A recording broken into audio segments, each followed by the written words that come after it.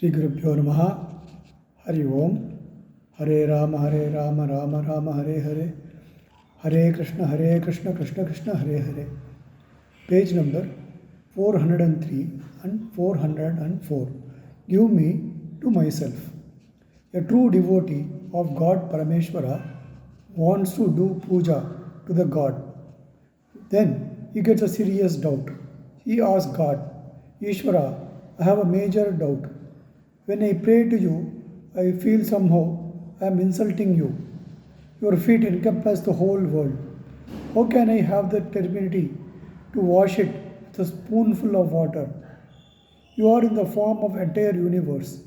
How stupid of me to try and clothe you with the piece of cloth.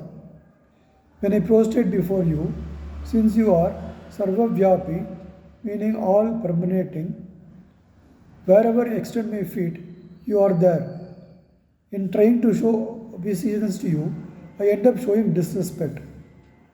So instead of puja and upachar, I decide to say my prayers. In doing so, whatever I may say becomes an insult and affront your omniscience. Still, the very idea of praying to you is due to the fact that you are all endowed while I am deficient. So I pray to you to make me complete. Then again, he continues with the same vein. Even this prayer to make me complete is a mistake. You are everything, that everything includes me too. So I am actually endowed with whatever you are endowed with already. So all that you have to do is very simple indeed. Simply make me realize that I am you. He goes on, you are Akanda Ananda Swarupam, that is, the form of indivisible bliss. Veda says that you are everything. In your total bliss, how can there be a person like me with seeming deficiencies and inadequacies coming and praying to you, their tear-filled eyes?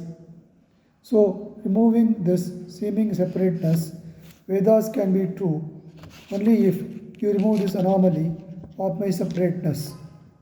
Then only you and I can be one.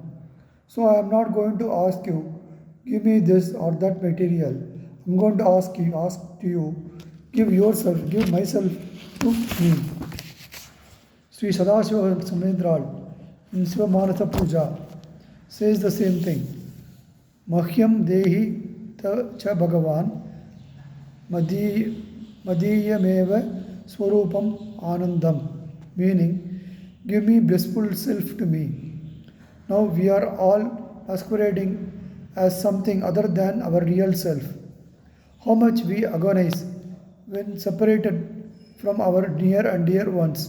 So imagine what should be the intensity of our suffering till we get ourselves back. To regain and rejoin our real self, we should be enduring constantly with repetition, anxiety, and intense aspiration. That is real bhakti. That is the love of God. Initially, agony of aspiration and inspiration ends in ecstasy of realization. As the first step in this process, outer puja and visit to temples are all required.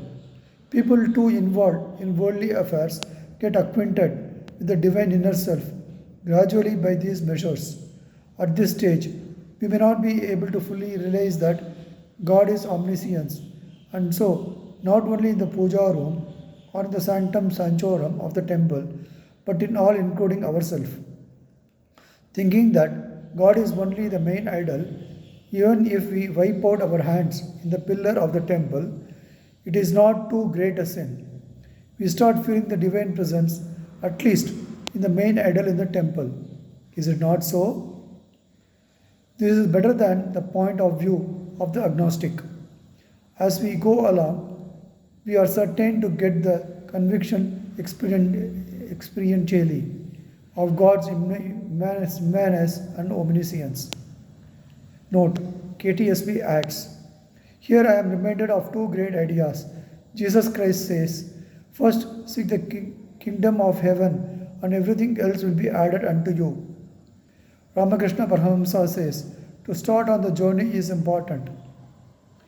Even if initially you go on in the wrong direction, someone will point out the right direction and you will reach the destination. So let us start with the prayer to God. Give myself back to me. Sri Guru Bhyo Namaha. Hari Om. Rama Rama Rama Rama Rama Rama.